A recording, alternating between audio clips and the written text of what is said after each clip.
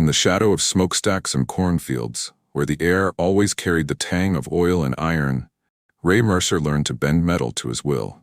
Born in 1919, in a clapboard house on the outskirts of Dayton, Ohio, Ray was the son of a tool and die maker who taught him early that precision wasn't a skill. It was survival.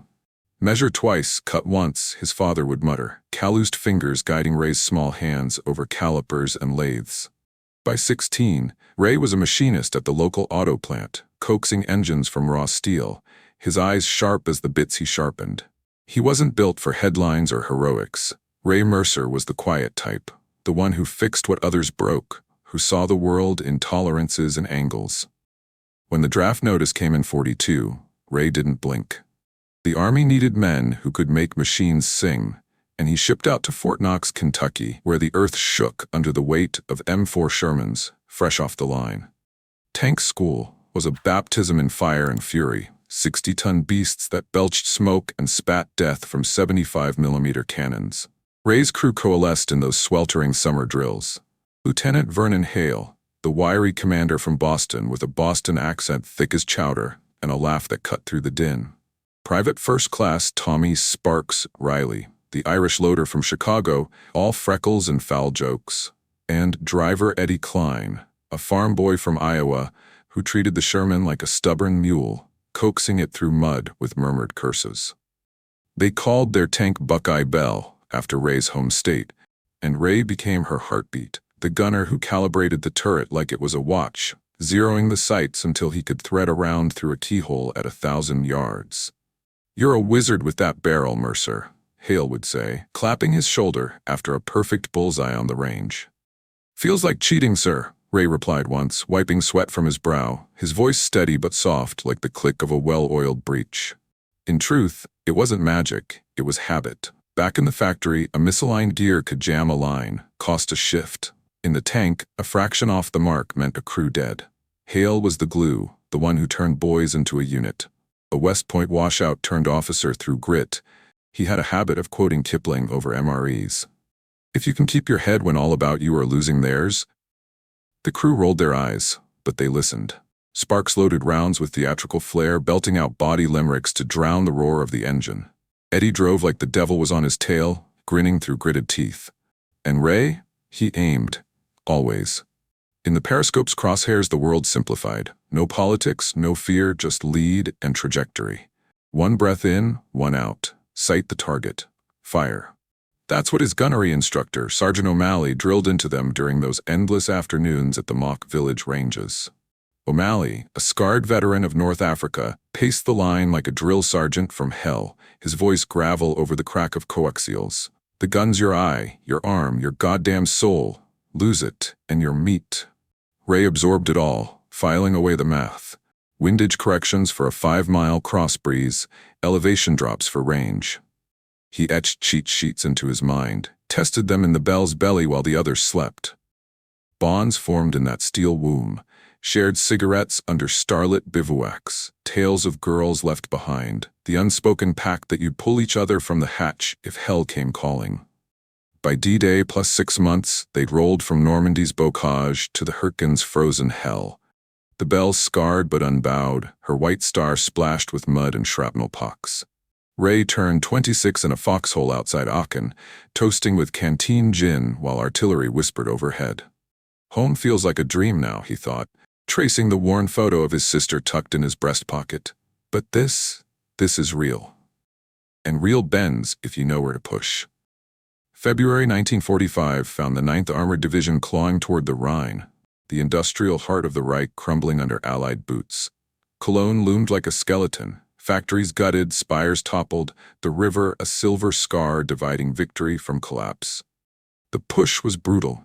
Snow-choked forests outside the city, where pines stood sentinel over rutted tracks, and the wind howled like banshees through the wire.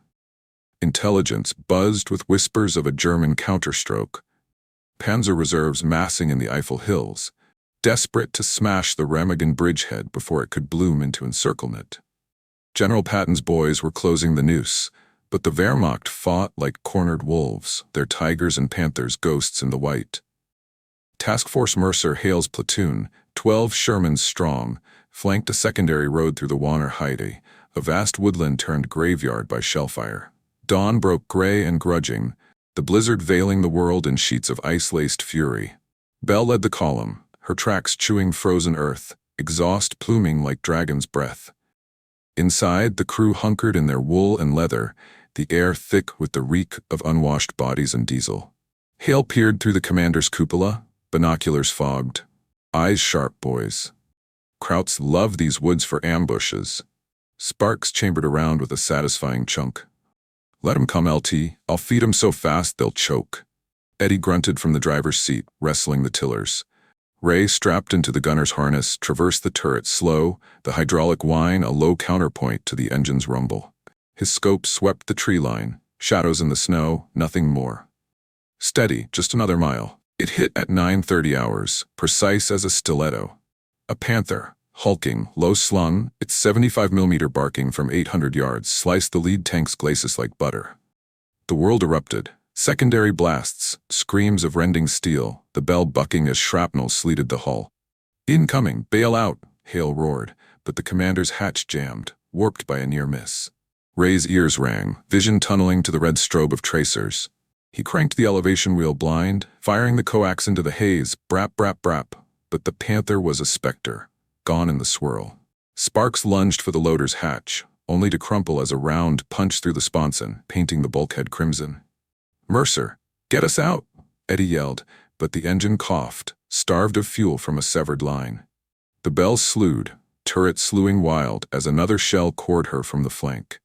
Ray felt the impact like God's hammer, turret ring shearing, the world inverting in a maelstrom of fire and frost. He was thrown against the breach, ribs cracking, the acrid bite of cordite flooding his lungs. "Hold on, hold." Darkness swallowed him, the last sound the guttural roar of the Panther's diesel fading into the gale. When fragments of awareness returned, it was to agony. Ribs afire, left arm numb, blood crusting his brow like war paint. The Belle lay gutted on her side, turret askew in a crater of churned snow and splintered oak. Bodies sprawled in the red-lit tomb, Hale slumped over the periscope, eyes vacant. Sparks twisted in the loader's pit, a rictus grin frozen. Eddie half out the driver's hatch, snow drifting over his sightless stare. Ray clawed free through the bow hatch, the cold a slap that shocked him vertical. The forest was a slaughter pen, 4 Shermans burning, their pyres staining the blizzard orange, the air thrumming with the distant crackle of small arms. No medevac, no rally point, just the wind keening through the pines and the faint, acrid whisper of gunpowder.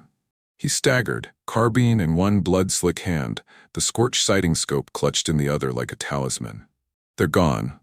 All gone. The thought was a hollow drumbeat, but survival's math was simple. Move or die. German patrols would sweep soon, mop up the wounded. Ray melted into the underbrush, a ghost in whiteout camo, the scope's crosshairs etched behind his eyelids. Hours blurred, crawling through drifts knee-deep, the cold gnawing deeper than shrapnel.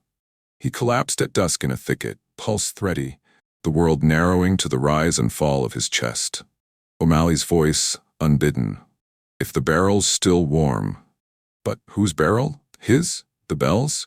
Dawn's sickly light found him crawling back, drawn by instinct or madness to the wreck. The Panther's kill shot had split the turret but spared the main gun, her 75mm yawning skyward, breech ajar like a broken jaw. Ray pried it open with trembling fingers, breath fogging the frost-rimed metal. Inside, one shell. A high-explosive round, nose fused but unfired, jammed in the chaos. He traced its casing, the weight familiar as his own heartbeat. One chance. That's all. Through the snow-veiled trees, movement stirred, a low rumble building, diesels growling against the gale. Shadows resolved, tracks churning white to mud, turrets swiveling like predators' eyes. A column, 12 strong, Panthers and half-tracks, festooned with stowage and menace, slicing the forest toward the Rhine. Straight for the bridge. If they cross? The thought trailed into calculus. Bridge lost, salient collapsed, hundreds, thousands pinned and picked off. No time for doubt. Ray wedged the shell home, the clunk echoing in his skull. The barrel, scorched but unbowed, stared down the drifts. He wasn't supposed to survive, but the barrel still smoked. Consciousness returned not in a rush, but in shards, jagged slivers of cold and copper-tang blood, piecing together a world that no longer fit. Ray Mercer's eyelids fluttered against the weight of crusted ice, his body a map of hurts, ribs grinding like rusted gears with each shallow inhale, left arm a dead weight slung across his chest, the carbine clutched in his right like a child's toy grown too heavy. He lay half buried in the snow, the crater cradling him as if the earth itself had tried to claim him gently. Above, the pines loomed skeletal, their branches clawing at a sky choked with slate-gray clouds, the blizzard's fury dulled to a persistent sifting, like ash from a dying fire. How long? The question surfaced first, unbidden, as his fingers flexed, numb but alive. Minutes? Hours? The light slanted low, bruising the snow violet, suggesting midday's ghost. No sun pierced the veil, just the diffuse glow of a world unmade. Ray shifted, pain lancing through his side like a bayonet twist, drawing a grunt that fogged the air. He rolled onto his back, staring up at the turret's underbelly. The Belle's twisted corpse suspended at an angle, her tracks skyward like upturned roots. Blackened scars marred her hull, where the Panther's shell had kissed and killed, the metal peeled back in ragged petals. Smoke no longer billowed. Only faint tendrils curled from vents, carrying the ghost scent of scorched rubber and propellant. His gaze drifted to the bodies, scattered like discarded props in some cruel diorama. Hale, wedged in the commander's seat, his officer's cap askew, a crimson rivulet frozen midway down his temple. Sparks, limbs akimbo in the loader's hatch, one hand outstretched as if reaching for the round he'd never chamber. Eddie, face down in the drift, snow dusting his hair like powdered sugar on a fallen cake. Ray's throat tightened, a dry click in the silence. Not them.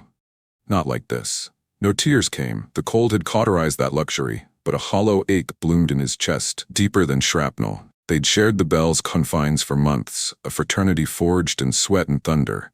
Hale's steady hand on the throttle of morale, Sparks's ribald chants to chase the dark, Eddie's quiet hymns whistled over the engine's growl. Now, they were just weights, anchoring him to this frozen limbo.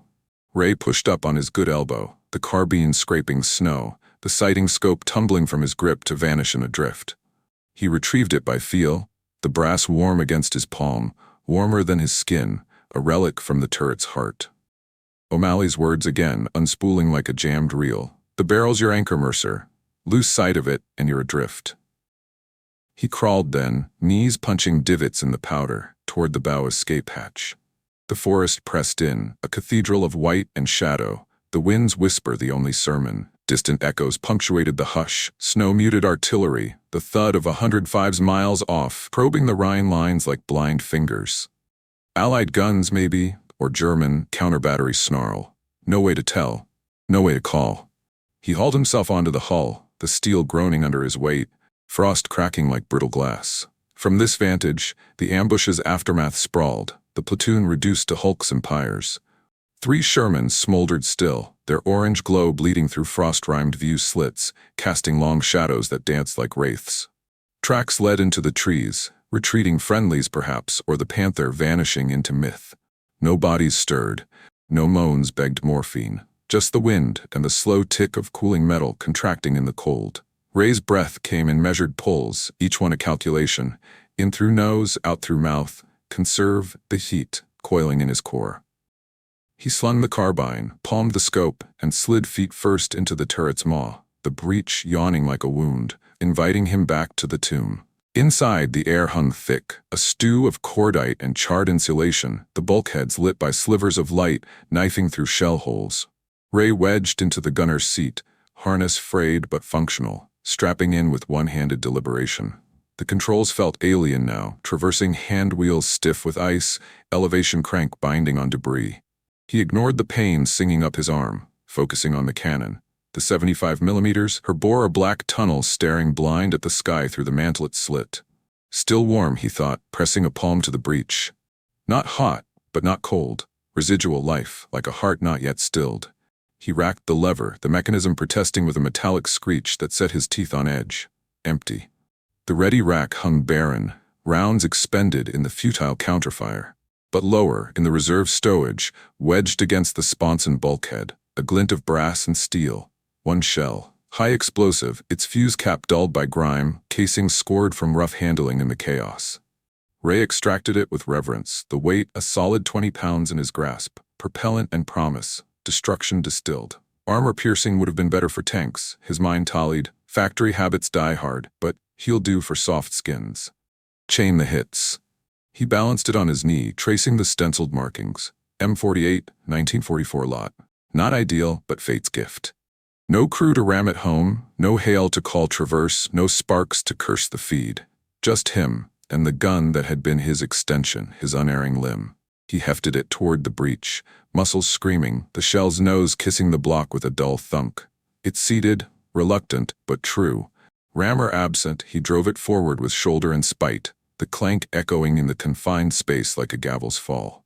One shot, the math crystallized. Range unknown, wind a variable gale, visibility a joke, but the Rhine god, the Rhine. The bridge at Remagen, that iron lifeline snaking over the river, the Allies' toehold in the Reich's throat. Lose it, and the push stalled. The salient bled dry. Ray knew the stakes from briefings. Maps etched in his memory like gun sight reticles. The 9th Armored Spearhead, Patton's flankers, all funneled through that span. If the Krauts punched through, no, he wouldn't think it. Instead, he thought of Ohio mornings, the factory whistle at shift's end, his sister's letter creased in his pocket. Come home whole, Ray. We need your steady hands. The rumble intruded then, low at first, a subsonic tremor vibrating through the hull, setting snow sifting from the turret ring. Ray froze, ear cocked to the breach, the shell's presence a secret pulse. Diesels. Heavy, Maybach smooth, the signature growl of Panzers chewing the forest floor. He unstrapped, hauling himself to the cupola, Hale's perch, binoculars long shattered. Peering through the vision slits, eyes watering in the wind, he pieced the veil. Shadows resolving into behemoths. A column, snaking from the tree line like a steel serpent, 12 vehicles strong. Lead elements Panthers, their sloped hulls shedding snow like predators' hides, 75mm swiveling lazy arcs. Flanking them, STKFC half-tracks, canvas-draped, MG42s manned by bundled figures, rifles glinting. Rearguard, another Panther, squat and scarred, towing a fuel bowser on treads, its load sloshing audibly even at distance. They advanced with mechanical inevitability, tracks pulverizing underbrush, exhaust plumes merging with the blizzard's breath. Direction, east by southeast, straight as a die toward the Rhine gap, toward the bridge. Ray's gut twisted, the scope slipping in his sweat-slick palm. 800 yards? 1,000? The snow played tricks, muting outlines, turning tanks to mirages. But the intent was ironclad, counterattack, the Wehrmacht's death rattle aimed at the Allies' jugular. No infantry screen, no air cover, just raw armor betting on surprise in the white. If they hit the span unchecked, hundreds dead by dusk, engineers dynamiting in vain, GIs pinned on the far bank, the river running red. He dropped back into the turret, the shell's chamber a loaded die. No radio, no flare, his carbine a pea-shooter against that tide. But the gun, the Belle's last breath. Ray aligned the mantlet by eye, traversing blind to the rumble's bearing, the handwheel's teeth grinding like teeth in the dark. Sounded out. Hale's voice, ghost-thin. Trust the ears when eyes fail, Mercer. The engine tells the tale. The diesel swelled, a chorus of doom, the column coiling closer. 600 yards now, ghosts in the gale. His heartbeats sink to their cadence, thump-thrum, breath fogging the sights. The scope, cracked but clear, pressed to his eye, crosshairs swimming in white, but there, the lead Panther's cupola, a dark bloom against the snow. One shell, one chance. The weight of it settled, not burden but ballast. Ray wedged his boot against the recoil buffer, bracing for the beast's kick. No crew meant no rhythm, no call and response, just him willing the steel to speak. The column tightened, half-tracks jockeying for trail, the fuel truck lumbering mid-pack, a soft belly in the beast. There, that's the throat. Wind keened through the slits, carrying the faint tang of diesel and defeat. His finger ghosted the trigger pedal, light as a lover's touch. If this is it, he could still see down the barrel, and that was enough. The decision crystallized in the instant between heartbeats, a fork in the frozen road where survival whispered hide and duty growled hold. Ray Mercer didn't choose. The choice chose him, pulling him deeper into the Belle's husk like a lodestone to iron filings. He re-entered the wreck not with grace, but with the grim arithmetic of a man who'd long ago traded hesitation for habit. The bow hatch yawned below, a black throat slick with melt and gore, and he slid feet first, the carbine slung across his back like a penance. Impact jarred his ribs anew, a white-hot flare that drew a hiss through clenched teeth. But he swallowed it down, the sound lost in the onrushing thunder of treads. Move. A line, fire. Factory rhythms. Tank drills. Same dance, different stakes. Inside, the turret confined him like a coffin half-nailed, the air stagnant and sharp with the afterbirth of explosion. Charred cordite mingling with the metallic bite of spilled hydraulic fluid, undercut by the faint, oily reek of his own blood. Ray wedged into the gunner's cradle, the seat's padding long since shredded to rags, strapping the harness one-handed across his chest. It bit into his wounds, but held, 5 points of restraint, a web against the recoil's biblical wrath. No time for delicacy. The column's growl crested, now a tangible vibration shuddering the hull, snow pattering from the mantlet like premature rain. 500 yards? 4? The snow played its cruel veil, turning precision to prayer. He gripped the traversing handwheel first, the knurled steel biting into his palm through frost-stiff gloves, rotating the turret with deliberate quarter turns. Hydraulics whimpered, starved of pressure, but the gears meshed, click, click, click, swinging the 75mm muzzle toward the bearing of the beast. No periscope now, shattered in the ambush, no commander's override from Hale's ghost perch, just the slits, narrow as pinholes, framing fractured glimpses. White shadow, the glint of a half-track's fender shedding powder. Ray pressed his eye to the commander's vision block, Hale's old Airy, blinking against the sting of smoke and strain. The lead Panther materialized, a squat leviathan plowing the drift, its shirts and skirts rattling like loose change, the long KWK barrel probing the haze like a blind man's cane. Behind it the serpent uncoiled, 10 more tanks in staggered echelon, half-tracks threading the gaps, the fuel truck a lumbering vulnerability mid-column, its canvas taut over drums that sloshed doom. Range, his mind demanded, the word a whip-crack in the din. No rangefinder, its optics pulped in the turret ring. No spotter's call over the intercom's dead hum. Ray fell back on memory's ledger, the cheat sheets O'Malley had beaten into bone. Flashback unspooled, involuntary, the turret's confines dissolving to sun-baked Kentucky clay, summer 43. The range at Fort Knox stretched endless under a merciless blue, pop-up targets jerking like marionettes in the heat shimmer.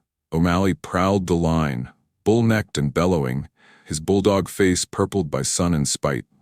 Range ain't guessed maggots, it's known. 500 yards, 2 mils up, 800, 4.5, walk it cold. Ray, then 23 and raw, had etched it in sweat, traversing the Belle's mock turret while Sparks timed him with a stopwatch, Eddie heckling from the shade. Come on, wizard, thread the needle. One drill stood etched sharper, blindfolded gunnery, hoods over eyes, instructors feeding audio cues over field phones. Enemy at 12 o'clock, bearing 000, range 650, wind left to right at 8 knots. Ray's hands ghosted the wheels then, as now, traverse to a line, elevate to arc, the mental protractor spinning, base angle plus drop, cosine the slant. Gravity's a thief, O'Malley growled, yanking hoods post-run. Steals your round every yard. Compensate or compensate with your life.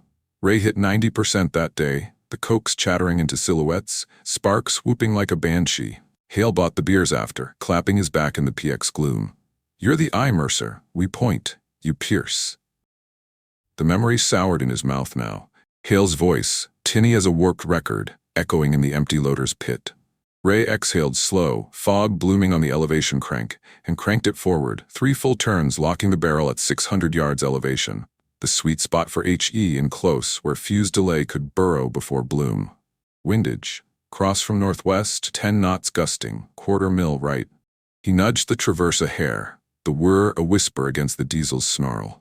The column tightened in his fractured sight. 400 yards now, the lead Panther's tracks gouging furrows, crew visible as bundled phantoms in the cupola, oblivious to the grave they'd stirred. So close, too close. The fuel truck loomed central, a half-track hauler with jerry cans racked high, its engine laboring under the load, soft-skinned, unarmored, the column's Achilles in canvas, hit there and the serpent eats its tail. But the breach. God, the breach. No rammer, the shell's ogive protruding like a half-swallowed pill.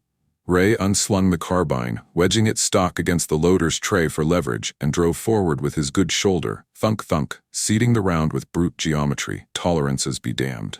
The block closed, the firing pin's safety a cold kiss under his thumb. loaded. The word thrummed in his veins, adrenaline's cold fire chasing the chill.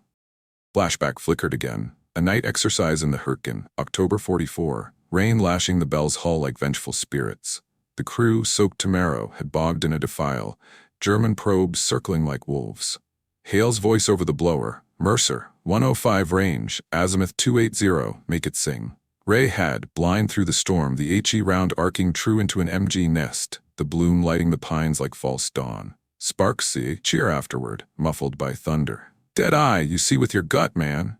Gut now, Ray thought. The scope pressed to his socket, its fractured lens webbing the world in cracks. No correction dials functional. He'd have to walk the shot in his head, instinct the only ballast.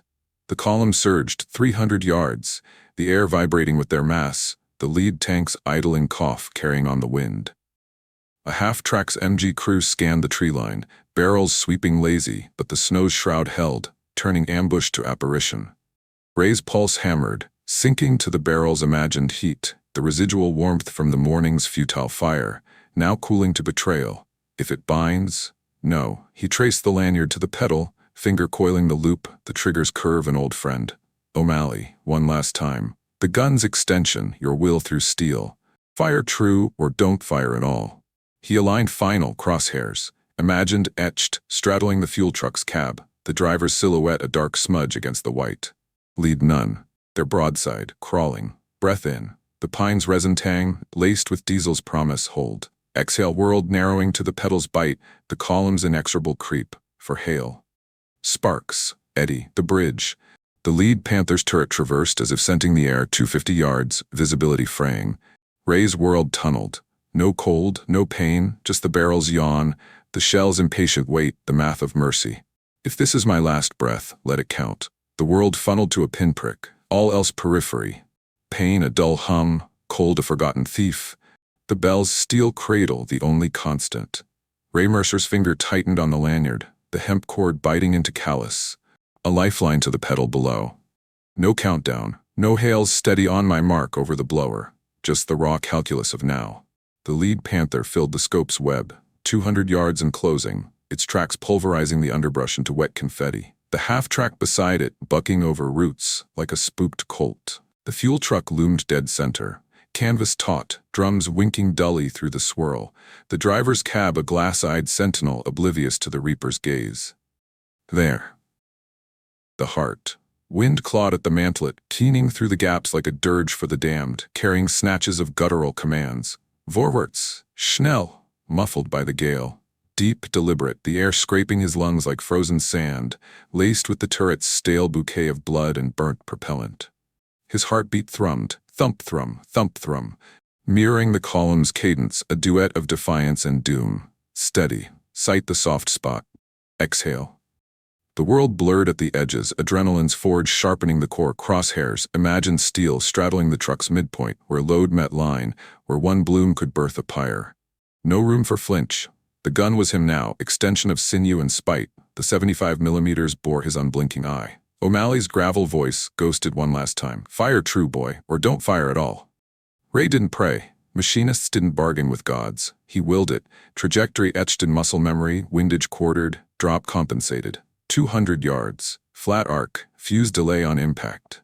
Exhale, slow, controlled, the fog dissipating like spent resolve. The lanyard snapped taut, boot slamming the pedal with the force of finality. The firing pin drove home, crack. A needle's kiss igniting the primer, the propellant flash blooming white-hot in the chamber. The world recoiled first. The breech block slamming rearward against the hydraulic buffer, the turret shuddering like a beast struck, the Belle's hull groaning in protest as 20 tons of inertia fought the kick. Ray's harness bit deep, ribs igniting anew, but he held, eyes socketed to the scope, willing the shell's path through will alone. The round lanced free, a brass comet streaking the white, the muzzle blast a thunderclap muffled by snow, the cordite's sharp tang erupting in the confines like a struck match in a crypt. Outside, the gale swallowed the report, turning it to a dull whump lost in the pine's sigh. The shell arced low and lethal, 200 yards compressing to an eye blink, gravity's gentle tug, wind's sly nudge, fusing through the flurry unseen. It struck true, not with the kiss of luck, but the precision of obsession. nose-piercing canvas, burrowing into the drum rack's heart, the fuse whispering now on rupture. The fuel truck vanished in bloom, a secondary sun igniting mid-column, orange and obscene against the white, the blast wave a hammer fist rippling outward. Drums erupted in chain, gasoline vapor kissing fire, the cab shearing free in a gout of shrapnel and flame that clawed skyward like vengeful fingers. The column convulsed. The lead Panther slewed, turret whipping wild, its commander bellowing alarms into the void. "Panzer! Fine Panzer!" as the shock front sleeted her hull with molten fury. Half-tracks braked in chaos, tracks locking to skid, their MG crews diving for cover amid the sleet of debris. A flanking Panther caught the full backdraft, its engine deck kissed by wandering fire, hatches blowing as crews scrambled into the snow, silhouettes black against the inferno. The chain fed itself, a stray drum cartwheeling into the next half-track's flank, igniting ammo crates in a staccato of pops and blooms, the air thickening with the reek of burning synthetic and charred pine. Secondary detonations walked the line. Boom, boom, boom. A Panther's turret rings splitting, its main gun firing wild into the canopy, splintered oak raining like judgment. Confusion reigned, mechanical and mortal. The rear elements reversing blind, tracks churning reverse divots, colliding with the fuel truck's pyre in a tangle of sparks and screams. A half-track's canvas ignited, its load of jerry cans cooking off in erratic fireballs, painting the snow in flickering grotesques. German voices fractured the storm. Rückzug, artillery! Panic threading the commands, the column fragmenting into knots of retreat and ruin. 5 vehicles gutted outright. Panthers belching black, half-tracks reduced to slag, the fuel truck a skeletal torch belching acrid pillars that clawed the low clouds. The survivors scattered, peeling into the underbrush, engines howling retreat, leaving a trail of wounded machines limping like dogs with tails afire. Inside the Belle, the backlash hit Ray like a second ambush, the hull quaking from the distant thunder, shrapnel pattering the mantelet like lethal hail, the air pressure shift sucking breath from his lungs. The scope's lens starred further, but he saw it. The bloom, a false dawn staining the white, the serpent sundered. Ears rang with white noise, the world's sound inverted, muffled chaos beyond, intimate silence within. Hit, chain. No exultation, just the hollow certainty of math proven. The barrel smoked anew, residual heat warring with the cold, the breech steaming faintly in the gloom. Ray's hand fell from the lanyard, fingers numb, the carbine forgotten at his feet. Did it turn them? The bridge. The thought trailed, exhaustion's tide rising, his vision spotting black at the edges. He unstrapped, sluggish now, the harness releasing with a sigh. Hauling to the cupola, he peered into the maelstrom, the forest a canvas of fire and frost, flames guttering in the wind, casting long shadows that dance like celebrants at a wake. The column's remnants fled, 7 survivors, scarred and scattering, their path veering north into the Eifel folds, away from the Rhine's fatal ford. No pursuit, the shot had bought time, turned the tide in a single seismic pull. Snow resumed its sifting, blanketing the pyres in indifferent white, the glow filtering through frost like embers in milk glass. Distant artillery echoed, snow-muted thuds, Allied batteries probing the gap, unaware of the lone pivot that had widened it. Ray slumped against the bulkhead, the scope tumbling from lax fingers, clattering into the spent casing tray. Blood trickled anew from his brow, warm against the chill, but he felt nothing, adrift in the aftershock, the gun's echo reverberating in his bones. Hale would have called it clean. Sparks left. The silence deepened, victory's hush, broken only by the crackle of settling fires and the wind's low moan. Cordite mingled with cold air, a cocktail of defiance, seeping through the slits to paint his lungs with its bite.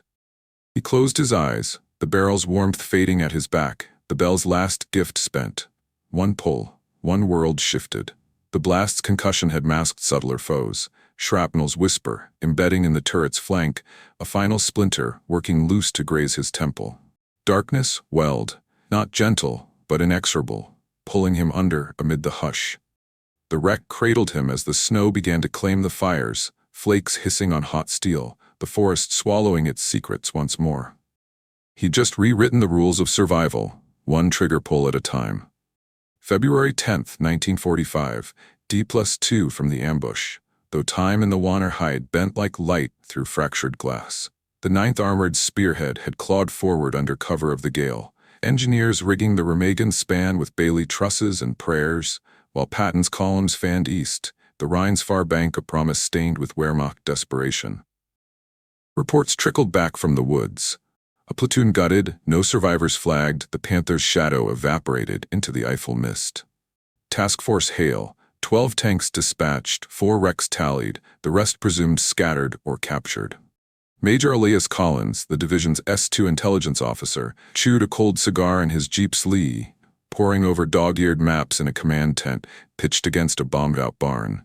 Collins was a desk warrior by trade, Princeton 39, spectacles perpetually fogged, his calm a bulwark against the chaos, but the Rhine's fulcrum demanded field eyes. Scouts out at first light, he'd ordered at midnight, voice gravel over the field phone's crackle. Find me Mercer, or his dog tags. Sergeant Amos "Buck" Harlan led the patrol, a wiry Minnesotan with a foxhound's nose for ruin. His squad of 6 GIs, scouts from the 14th Cavalry Recon, slipping the tree line at 0600 under a sky-spitting reluctant sun. White capes over M1s, binoculars slung like talismans, they moved in loose wedge, ears pricked to the forest's grammar. Snap of twig under deer, rustle of wind in boughs, the telltale crump of a distant barrage probing the bridgehead. Harlan's breath plumed steady, his mind tallying the brief. Ambush site, grid 472, 819. Expect Kraut mop-up. Bodies first, brass second. The air hung heavy with the night's residue, pine sap undercut by something sharper, acrid, like a struck match drowned in wet earth. They crested a rise at 7:30, the world dropping away to the cratered swale where task force had bled. Harlan froze, hand slashing the halt, his squad fanning instinctive behind boulders and blowdowns. Below sprawled apocalypse in miniature. The Belle's husk canted like a beached leviathan, turret askew, her white star scarred to oblivion. 3 sister Shermans flanked her in pyres long cold, snowdrifts mounded over treads like burial barrows. But it was the new wounds that arrested. A mile-long scar of churned white leading east, pockmarked with hulks. Panther carcasses belching frozen smoke, half-tracks twisted like discarded toys, the fuel truck's frame a blackened skeleton clawing the sky. 12 vehicles, by rough count, their iron hearts stilled in a tableau of tactical heresy. No shell craters ringing the site, no strafing furrows from the air, just one epicenter. The Bloom's epicenter 100 yards shy of the Allied wrecks, where the serpent had struck its own tail. Jesus wept, Harlan muttered, glassing the scene, the binoculars click echoing his squad's held breaths. Private Lenny Voss, the point man, a Brooklyn kid with a scar from Anzio, edged forward on belly, Garand nosing snow. Sarge, no tracks out, Kraut's peeled ass deep. The air confirmed it, Diesel's ghost tang warring with burnt synthetic, the ground littered with casings, German 9mm, scattered like brass confetti from panicked MGs. Voss reached the first half-track, its canvas shreds fluttering like surrender flags, peering into the cab where a driver slumped over the wheel, frost-rimed eyes vacant. Fresh. Overnight. Tops. But this ain't right. Harlan joined him, boots crunching frozen gore, his gloved hand tracing a shrapnel gouge on the armored flank. Molten kiss, not AP Pierce. Chain job, fuel cook-off. But from where? No gun positions, no AT teams. The Belle drew them like a lodestone, Harlan's squad circling wary, weapons trained on shadows. Bodies first. Hales, extracted from the cupola with quiet curses, his lieutenant's bars glinting dully. Sparks and Eddie, zipped into shelter halves with field solemnity. Dog tags chiming like dirges. No Mercer. No trace in the drift, no blood trail screaming evasion.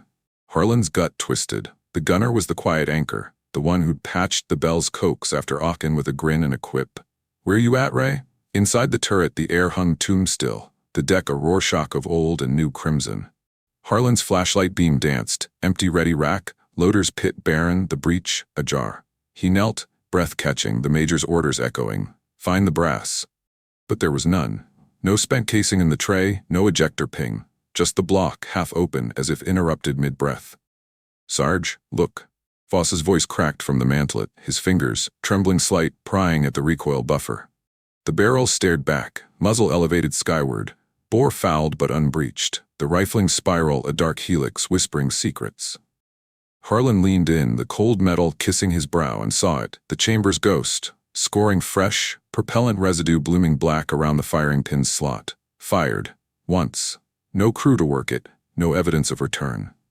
He racked the bolt experimental, the mechanism binding on frost and fate, but the math landed like a dud round. One shell expended, from a wreck presumed dead. Mercer, Harlan breathed, the name a talisman against the impossible. You crazy bastard.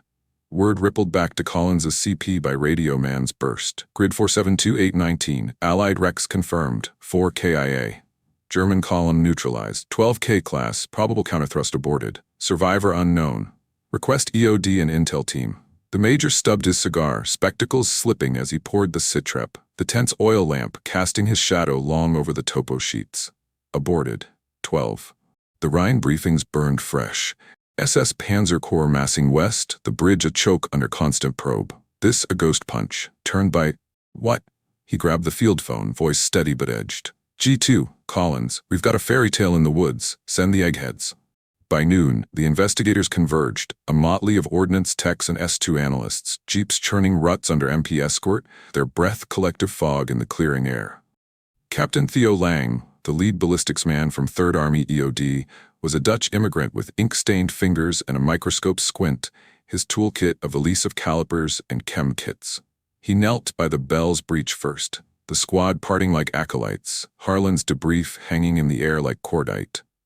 Lang's probe delved the chamber. Swab returned yellowed with nitro bloom, the pins strike fresh as yesterday's shave. Ein Schuss, one shot, he murmured, accent thick, eyes widening behind wire rims. High explosive by the residue. Fuse delay, penetrated soft target. Trajectory next. Lang's team strung plumb lines from the mantelet, theodolites whirring in the windless hush, mapping the barrel's cant to the pyre's heart. 400 yards, slant range, blind and blizzard, from a turret canted 15 degrees off true. No windage marks on the wheels, traverse locked by shrapnel shear. The fuel truck's husk yielded clues. Drum fragments scattered like shrapnel stars, the initial bloom's radius matching M48HE at point blank. Chain reaction confirmed. 5 vehicles total loss, 4 mission kills, 3 scattered with thermal damage. Lang sketched the arc on a notepad. The line improbably pure, no correction. Instinct alignment. Impossible, he declared, standing abrupt, snow shedding from his greatcoat. The gunner, he fired by ear, by feel, no scope, no crew.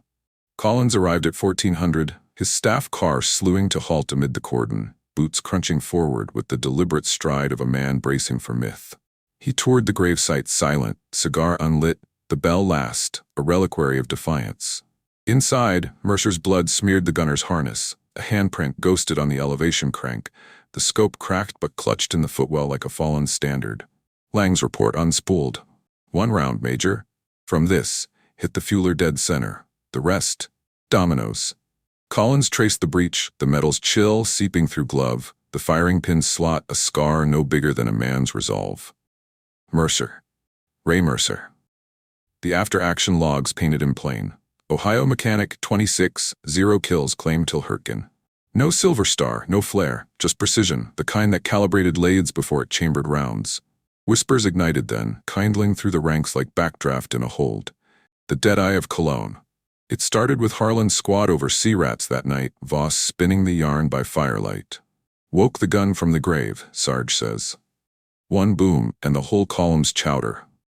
By evening stand 2, it threaded the wire. Recon troops to line dogs, GIs trading it like lucky charms. Heard a lone Sherman ghosted a dozen Panzers, blind in the blow. Collins quashed it official. Unconfirmed, pending survivor, but the forest remembered, the Rhine's guardians toasting unseen with canteen rye. The bridge held, probes faltering that night, the Wehrmacht's thrust blunted by a miracle unmoored. Hundreds lived, engineers wiring demo charges in vain, infantry crossing unmolested, the salient blooming east without the nooses snap. Mercer they found at dusk, 2 days drifted, a half-track patrol stumbling his foxhole in a thicket half-mile west. Barely breathing, fever-racked, ribs splintered, an arm gangrenous black but alive, stubborn as Ohio clay. Medevac whisked him to a field station near Bonn, morphine dreams of barrels and brothers, the scope still knotted in his fist. He surfaced days later in a cot under canvas, Collins at bedside, the major's voice pulling him from the haze. You bought us the river, son. 12 tanks, 1 shell. Mercer's eyes, milked by pain, focused slow, the words landing like distant thunder. Did I? No memory of the pull, just fragments, hail's echo, the rumble's build, the barrel's warmth. Just, Finished the job, sir. Collins nodded, the myth solidifying, but doubt lingered in the S2 tent. How? The barrel told last, exhumed by Lang's crew under arc lamps jury-rigged from a deuce and a half. They sectioned it careful. Torch cutting the shank, the bore's spiral laid bare like a confessional. Residue etched the lands. One passage, clean trajectory, no yaw from fault or frost. The math sang true, elevation dead on, traverse nominal despite the wreck. Lang's final log, fired solo, unassisted. Precision beyond instrument. Human factor. Exceptional. Collins pocketed the report, the whispers now legend. Dead-eye Mercer, the man who eyed fate and blinked. No one believed it. Until they saw the barrel. The war's end came not with a bang, but a sigh. A collective exhale, as the Wehrmacht's remnants folded in the Harz Mountains. May 8, 1945, the Rhine's waters running clear under a sky scrubbed of contrails. The Remagen bridge, that iron lifeline Ray Mercer's shot had unknowingly guarded, stood unbowed through the flood of victory. Engineers' charges disarmed, the span ferrying divisions east in a tide of olive drab and olive branches. Hundreds lived, infantrymen who crossed without the Panzer shadow at their heels, tankers who rolled unmolested, the salients bloom unchecked by the counterstroke that never crested the woods. Collins' after-action report, stamped and shelved in dusty archives, credited unidentified artillery support, but the whispers persisted. The dead-eye. A talisman traded in VE Day foxholes, a myth that outlived the mud. Ray Mercer surfaced from morphine fog in a Bonn aid station, ribs taped like a boxer's, arm lanced and salved, the gangrene's kiss averted by sulfa and spite. He remembered little of the pull, the rumble, yes, the barrel's bite, a phantom ache. But not the bloom, not the serpent sundered. Collins visited once more. The Major's spectacles, catching the tent-flap sun, his voice low over the cot's symphony of snores. You saved the bridge, Corporal. Turned 12 tanks to scrap with one round from a coffin. Ray blinked, the words landing sideways like a round yawed off true. Me? The scope lay on his tray, cracked lens winking, but the math didn't compute. Just held the line, sir, for the boys. Collins nodded, clasping his shoulder, firm, final, before vanishing into the churn of medevac flights. No metal pinned then. Bureaucracy's wheels ground slow, the lone gunner's tail too slender for parade polish. Discharge came in July, a C-54 lifting him from Orly Field, the English Channel a blue smear below, Ohio's green a balm after the Reich's gray scar. Ray landed in Dayton changed, not broken, but burnished, the factory's clang a hollow echo of the breech's chunk. He took back his lathe at the auto plant, overalls stiff with new starch, the foreman's nod a quiet welcome. Good to have you studying the line again, Mercer. No brass bands, Ray preferred the quiet calibration, coaxing pistons from steel as he'd once zeroed sights. Nights, though, the forest crept in, snow-muted thuds, the diesel's growl fading to his pulse, Hale's voice unspooling in the dark. Keep your head, Ray. He woke sweat-slick, the scope's ghost in his palm, but dawn brought routine. Coffee black as cordite, his sister's embrace, the photo album filling with civilian frames, wedding in 47, a boy's birth in 49, the Rhine reduced to a news clip yellowing on the shelf. The legend stirred slow, a sleeper agent in veteran circles. Harlan, the scout sergeant, carried it stateside like a lucky rabbit's foot, spinning the yarn at VFW halls in Duluth winters, his foxhound drawl painting the snow red with fire. Woke up to Hell's Own barbecue, Panzers cooking from one shell, the Belle smoking like she was alive. Mercer's ghosted that, boys, eyed down fate blind. Voss, the Brooklyn Point man, etched it in letters home, the tail threading GI papers, lone gunner bags column in Blizzard Miracle. By 50, it hit the wire services, a human interest sidebar amid Korea's drumbeat. Ohio mechanic turns tide at Rhine, the shot heard round the woods. Ray clipped it silent, tucked in his workbox, the bylines glow faint against the garage bulb. Myth. Not me. Major Collins, graying at the Pentagon desk, penned the first true accounting in 52, a monograph for the Armor Journal, footnotes thick with Lang's ballistics. Trajectory analysis confirms 410 yards, zero visibility, canted mount. Human precision overrides mechanical failure. It circulated in officer clubs, a parable for cadets at Knox, where O'Malley's successors drilled with a new caveat. Remember Mercer, the barrel's warm till it's not, then it's will.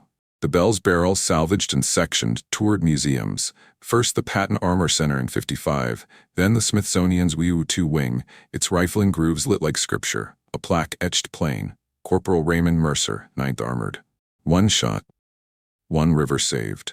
Visitors lingered, machinists and mothers alike tracing the spiral with whispers. He didn't just fire, he refused. Survivors spoke of him in fragments, voices gathered like shell casings after the blast.